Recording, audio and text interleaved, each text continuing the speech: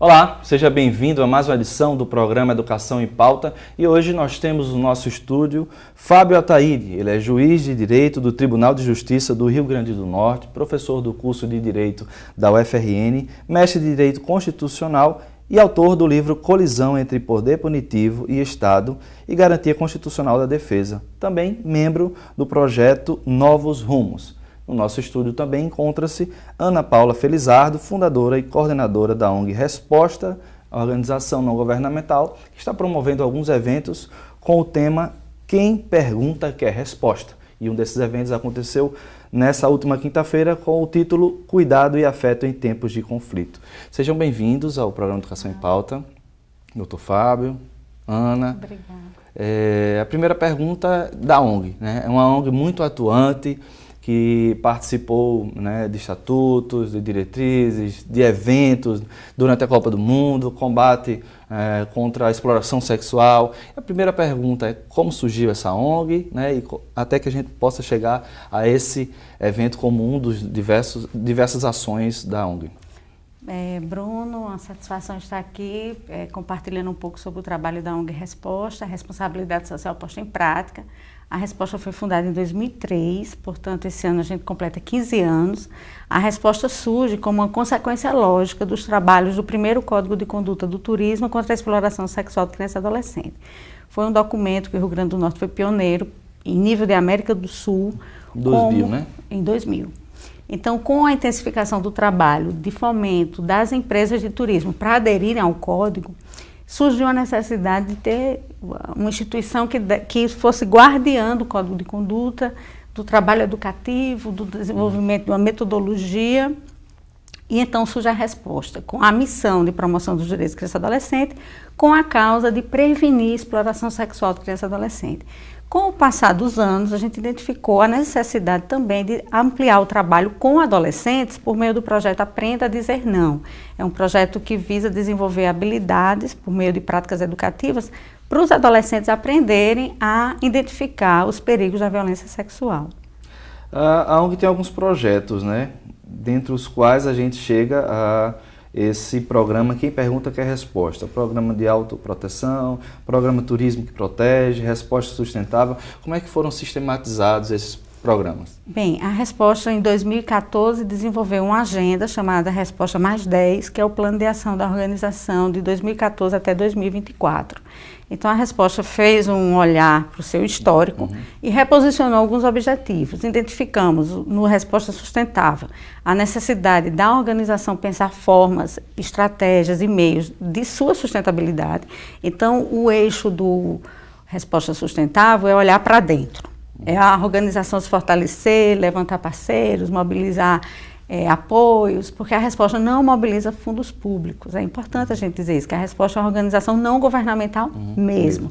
Nesses 15 anos nunca entrou R$1 do poder público. Isso nos dá muito orgulho, porque isso nos permite exercer um controle social com mais liberdade, isso permite que possamos ser propositivos e ser críticos a algumas políticas, a alguns projetos que de vez em quando geram ameaças a uma série de garantias que a gente já conquistou no campo dos direitos humanos de criança e adolescente. No Turismo que Protege é esse eixo que visa trabalhar o setor do turismo. A Resposta tem assento nos conselhos de turismo no Polo Costa das Dunas, no Conetu. A Resposta realiza capacitações com taxistas, com bugueiros, com funcionários de hotéis. A Resposta convive esse tempo todo com uma aliança pela infância com instituições de ensino superior que tem um curso de turismo. O próprio FRN está... O próprio FRN é um parceiro histórico, o ERN, o FRN e as instituições particulares. No âmbito do autoproteção, é esse projeto Aprenda a Dizer Não, que a Resposta já desenvolveu 5 edições aqui em Natal e agora ampliamos para São Miguel do Gostoso. Importante dizer que a Resposta concorreu em 2010 a um edital, foi a única organização brasileira selecionada e essa experiência foi apresentada em Washington como um case de sucesso, no eixo de autoproteção. Ok, agora vamos conversar um pouco com o Dr. Fábio Ataíde, né? O tema Cuidado e Afeto em Tempos de Conflito, não é? Aqui esse tema nos direciona a partir de agora a nossa conversa, professor. Como foi a conversa da última quinta-feira? Esse tema É um tema basilar, posso dizer, para a criminologia contemporânea, né? Eu sou um professor de criminologia, então eu tenho como dever refletir os conflitos na sociedade e os conflitos em sua dimensão mais ampla possível, não ficar restrito apenas aos conflitos que são levados ao Poder Judiciário, mas como se estrutura a base, ou as raízes, ou a causa, né? A causa dos crimes, como se estrutura isso. Durante muito tempo, né? A criminologia focou essas causas apenas no indivíduo, em construções de teorias individualistas. E hoje a gente já mudou o tipo de reflexão, nós ampliamos os objetos de estudo e esse tipo de reflexão que nós fizemos junto à resposta foi uma reflexão que poderia ser direcionada para um tipo de relação entre pais e filhos. Então nós pensamos muito isso, né? Os pais e os filhos. E também, né, a gente poderia dizer que é uma reflexão que faz uma análise sobre os pais fundadores das teorias modernas e os filhos dessas teorias. Qual é o papel, né, nosso, de nossa geração, para com a geração futura que está aí. Né? O que é que nós podemos fazer por eles ainda? O senhor falou uma coisa que talvez vou puxar um gancho para falar. Hoje em dia, na própria mídia, né, no Estado e até alguns parlamentares, né, tem discursos que vão revisitar ações que golpearam os direitos humanos de maneira muito forte. Né? Não vou dizer nem o nome do torturador, nem do candidato, mas eu creio que vocês já devem saber, não é um dos candidatos à nossa presidência. E também nós temos jornalistas com frases que bandido bom é bandido morto. Então, quer dizer, o senso comum e a opinião pública ainda bebe muito dessa questão, né, de que prendendo alguém vai solucionar os crimes. Isso foi um pouco debatido também ontem? Foi, né? A gente reflete sobre esses, vamos dizer, modelos teóricos de resistência. Né? Os modelos teóricos de resistência, e são modelos, segundo eu penso, que são modelos equivocados para o controle do Estado. Esses modelos de resistência são modelos baseados em uma forma muito simples de ordem. Né? Ela estabelece regras, valores, deveres, né? E um sistema de sanção e recompensa bem simples mesmo, porque se a gente analisar na base dessa estrutura teórica da ordem, o que é ordem, né? Se você analisar bem, a ordem ela é fundada com uma repressão. É necessário de alguma forma. Uma repressão forma, negativa, que é necessária. Mas repressão não é poder. É um instrumento de violência utilizado pelo poder. Então a gente acha, numa reflexão, vamos dizer, aprimorada do ponto de vista da criminologia, a gente precisa exercer poder. E não se exerce poder com repressão. Repressão comprime, repressão controla, repressão, utilizando a expressão que eu falei ontem, né? O senhor falou comprime, mas oprime também, né? Comprime, oprime, né? Intimida. Porque o medo é um componente comum e o Estado sabe disso. Né? Ele se utiliza do medo como mecanismo de controle. De dominação, né? De dominação, mas, e utilizando a expressão de Fernando Pessoa, né? Essas teorias são cadáveres adiados que procriam. Né? Então, levar pessoas para um modelo repressivo inadequado à sociedade que temos hoje, né? Me parece que não é a melhor solução. A gente tem que analisar agora a estrutura de poder, o controle, como o Estado pode exercer esse poder de forma menos onerosa para o Estado, mas claro, que seja mais eficaz dentro do contexto social. Temos que revisar, então, toda uma teoria, toda uma construção, toda uma explicação sobre discurso de direitos humanos, inclusive os próprios discursos de direitos humanos que são utilizados por essas teorias de resistência, são discursos inadequados. Né? Revisar o modelo de tratamento dentro das prisões, revisar a postura do direito, porque o direito ele está em crise consigo mesmo. O direito está em crise consigo mesmo. E o direito ele está em crise, assim como estão em crise os discursos políticos, assim como estão em crise a mídia, assim como está em crise toda a construção moderna, né, de verdade, de racionalidade, de direitos universais que nunca se realizaram, né? A promessa de igualdade também nunca se realizou. Então não adianta criar um modelo social de ordem baseado em abstrações hoje que já não interessam mais essa geração que está imposta.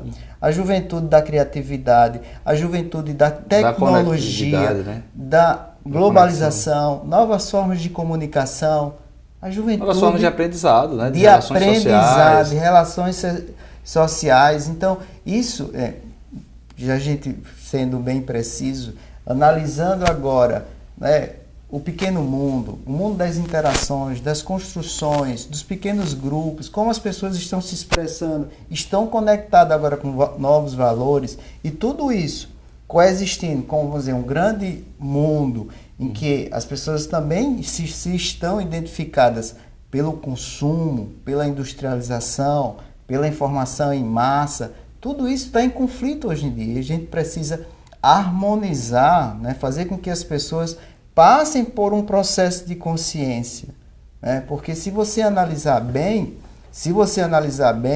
nós estamos reproduzindo um modelo repressivo, em matérias que não, me parece, que não merecem a repressão que deveria ter, né? A gente hoje já deve questionar se devemos reproduzir um modelo repressivo em relação à matéria das drogas. E eu me pergunto também, devemos reproduzir o modelo repressivo em matéria de violência doméstica? Será que a matéria, será que o assunto está mesmo na violência doméstica? Ou se a violência doméstica é reflexo de uma incompreensão social com relação aos valores desse modelo moderno que faliu? Então, pelo que o senhor coloca, na verdade vivemos em tempos de crise, né? E não diria só do direito, mas da sociedade, né, toda.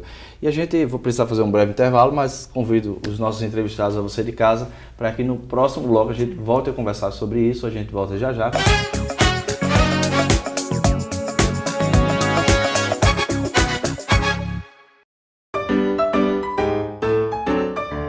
Marina jogou essa garrafa de refrigerante no lixo seco. A garrafa foi apanhada pelo catador João e transformada nesse pote de iogurte. Maurício comprou, bebeu o iogurte e jogou o pote no lixo seco. Aí veio o catador João e ajudou a transformar o pote de iogurte em sacola plástica. Vovó Irene usa a sacola para levar as compras para casa. Depois de usada, a sacola foi para o lixo seco. E junto com outras sacolas, se transformou em mais uma garrafa PET. Você pode fazer o mesmo. Separe o lixo úmido do lixo seco e ajude a construir um mundo melhor. Repense, reaja, recicle.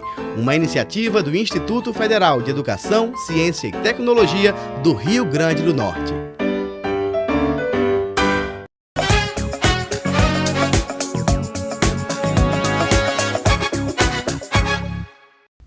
Voltamos no intervalo com o segundo bloco do programa Educação em Pauta e eu continuo a conversar com o Fábio Ataíde, juiz, e a Ana Paula Felizardo, fundadora e coordenadora da ONG Resposta. Volto a Fábio ainda para que a gente possa falar sobre as estruturas sociais, né? Não sei se o senhor vai concordar comigo e aí a gente parte para o direito também. Algumas estruturas elas precisam de reformas, de reestruturações, né? A escola hoje não é suficientemente metodológica, um espaço de aprendizado como deveria ser, em função de N motivos, né? Algumas outras estruturas que já houveram na sociedade, como a própria luta antimanicomial, a necessidade de uma outra luta, sobre uma reforma nas penitenciárias. Quer dizer, então, muito mais do que o direito, toda a sociedade está em crise, não é isso, Fábio? Exatamente. Isso está dentro do tema também? Está dentro do tema. E uma das questões que foi colocada dentro do evento para, né, a ONG foi justamente como criar um modelo de sociedade de acolhimento. Né? Muito difícil em tempos de crise, né? Em tempos de descartabilidade, as pessoas, exatamente. Os pais... Então, a própria estrutura social cria, né, mecanismos para falsear a exclusão. E a gente talvez não perceba a leitura, mas se você observar, né, todo o sistema arquitetônico, como urbanisticamente a sociedade, ou a cidade, né, a cidade se estrutura, como estão suas praças, né, os condomínios fechados que se multiplicam, as casas soltas que estão sendo alugadas, vendidas, né, os bairros que estão mudando, se transformando, né, o centro da cidade perdendo importância para o shopping, né? O Centro de Natal já não é mais na Ribeira, o Centro de Natal é no Midway. Sem contar as estruturas, né? Casas históricas que foram demolidas e toda a nossa história. Exatamente, isso é um processo, né, contínuo da cidade, mas essa cidade que se transforma, ela apenas reflete as pessoas que estão nela.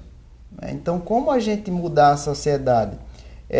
Será que criando estruturas de acessibilidade, a gente cria ou transforma a sociedade em acolhimento? Eu penso que não, né? Rampas, né? Acesso, inclusão, cotas, nada, são estruturas que permitem, mas que não necessariamente dizem que a sociedade é de acolhimento. Eu passo aqui em Natal, em uma rua, em que tem uma família formada por um homem, uma mulher e um cachorro. Essa família mora em uma calçada. E eu sempre passo de carro próximo e acompanho de alguma forma a vida dessas pessoas. E durante um tempo, essa calçada lateral, ela foi toda, né, refeita para criar estruturas de acessibilidade. Né? Estruturas de acessibilidade. Então foi colocada a identificação lateral, foi feito o rebaixamento, e durante esse período, quando eu passava, a família saiu, e era uma calçada bem longa, e essa obra demorou, e teve chuva, e isso e aquilo, e com dificuldades, durante aquele mês, eles não estavam lá. Terminou a obra, eles voltaram. Eles continuam lá, já faz algum tempo que eles continuam morando nessa calçada. Tá vendo? Olha que ironia. A acessibilidade. A acessibilidade. Física, né? Cadê o acolhimento? Cadê o acolhimento? Né? Não existe acolhimento na sociedade. Nós precisamos criar um modelo, né, em que no acolhimento eu não transfira para o outro, mas que eu me transforme para a compreensão da diferença do outro. Não é criar apenas aí uma rampa de acesso. Tá em número, né? Um número. Que aí depois eles podem voltar. Nosso governo e o município já teve políticas, né, habitacionais, e os habitantes voltaram às ruas, né, ganharam sua casa e tal. Então é complicado. Fábio, você acha que o direito precisa muito se atualizar em quê? Por exemplo, questões como, né, casais homoafetivos não podem casar legalmente, né? São união estável, me corrija se eu estiver errado. Como é que fica do ponto de vista do afeto quando a questão dos bens não pode ser dado para o outro, né? Legalização das drogas. A gente teve o Delta 9, que agora recentemente teve um evento público, universidade, organização não governamental, sociedade, tudo. Quer dizer, são várias coisas que precisam ser atualizadas do direito para que a gente possa melhorar, digamos assim, ou crescer de maneira subjetiva com afeto entre todos nós, não é isso? Certo. O direito é um dos aparatos, né, mais robustos do ponto de vista teórico de repressão, classificação, divisão, né, construção de um saber de base racional, científica. Mas se você observar bem, muitas das questões que dizem respeito à sociedade que temos é devido ao direito que nós temos. Devido ao direito que nós temos. É preciso que... A garantia é através dele. Que esse direito agora, ele compreenda, não é construir uma sociedade diferente, é a sociedade que já está aí. É a sociedade que já está aí. Ele precisa ser atualizado, então, né? Exatamente. A corregedoria atualmente, já há algum tempo, né, isso deve sair em breve, já está regulamentando a questão do nome social. Né? Em escolas municipais aqui em Natal, né, a chamada já é feita pelo nome social. No FRN já temos uma primeira aluna que entrou e tem o seu nome, a matrícula. Isso é uma forma de acolhimento. A Rebeca, né? Porque uma das questões de acolhimento diz respeito à sua posição, à posição em que você está na sociedade. Né? Então o direito ele não reconhece. O direito muitas vezes, ele é um motivador, né, de exclusão, de qualificação, de julgamento moral. Então a gente precisa, né, repensar qual é essa moral do direito. Se você não fizer isso, né, nós vamos continuar gastando rios de dinheiro com políticas públicas que serão todas vencidas. Serão todas vencidas pelo tempo. Né? Serão todas vencidas. Gastar dinheiro com repressão, em muitos casos, eu penso que é um desperdício de dinheiro. Nós não precisamos construir prisões de segurança máxima ou que tratem todos os delinquentes como se fossem nivelado, né? No mesmo nível. Aqui no Rio Grande do Norte, eu insisto, aqui no Rio Grande do Norte nós temos uma unidade prisional que já funciona há 8 anos sem agentes penitenciários. Nós temos uma unidade prisional que funciona sem receber recursos do Estado. Nós temos uma unidade prisional em Macau que está no centro da cidade com recursos municipais e com participação de voluntariado. Então não precisa falar em privatização, não precisa em mais presídios, precisa de presídios diferentes. Alguns de segurança, alguns com maior contenção. Mas cadê os presídios de menor contenção? Cadê os presídios com novas políticas? Né? Será que a gente precisa levar pessoas, devedores de alimentos, para unidades prisionais? Porque essas pessoas aqui no estado elas são levadas para uma cidade distante em unidades prisionais. Eu penso que essas deveriam ficar na cidade onde devem os seus alimentos. Né? E sem a segurança que... Mas, bem, isso é uma reflexão. Então, criar outras alternativas, né? Criar alternativas. Do ponto de vista do afeto, e agora mais a nível familiar, né? Ana, há pouco tempo você foi à Escola Judicial, no TRT de Segunda Região, falar um pouco sobre essa questão muito presente em uma cidade como Natal, na questão dos abusos sexuais, a exploração sexual infantil, né? Queria que você pudesse falar um pouco sobre isso.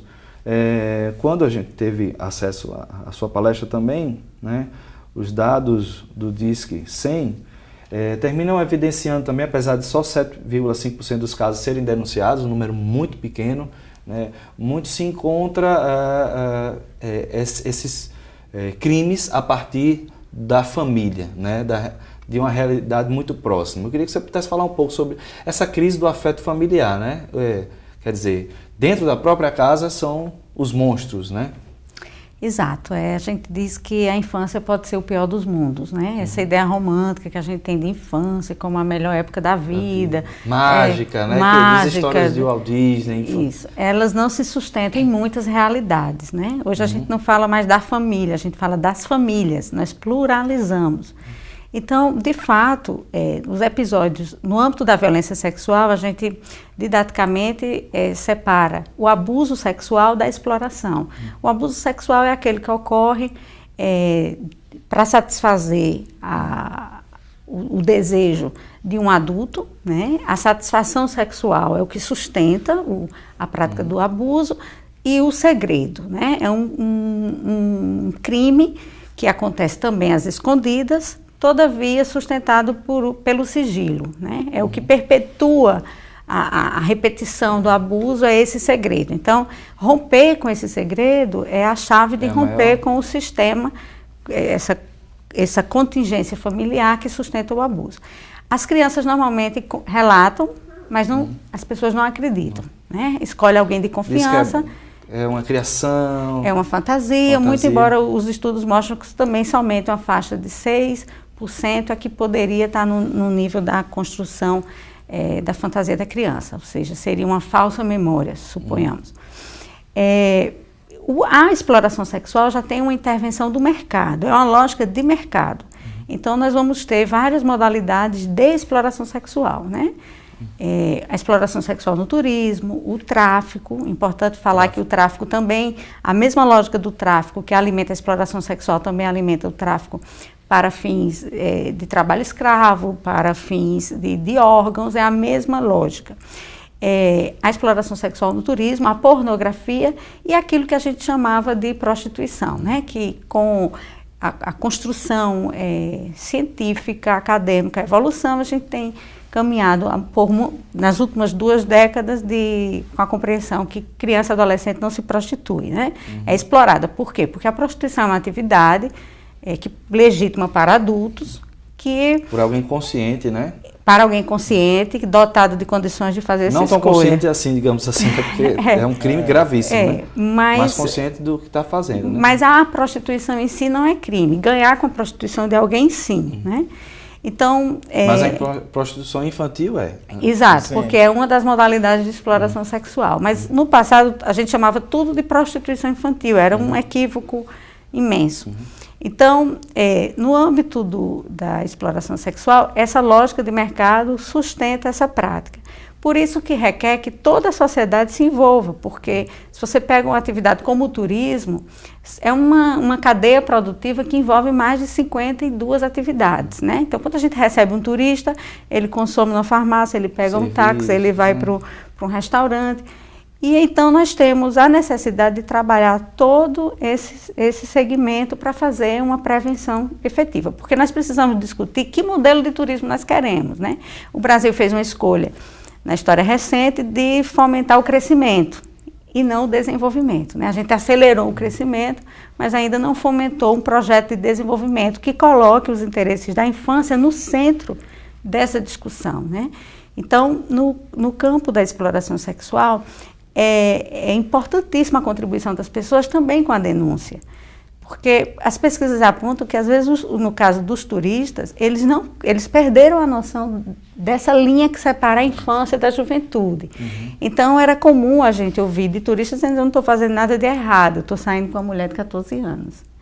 Então, essa dimensão...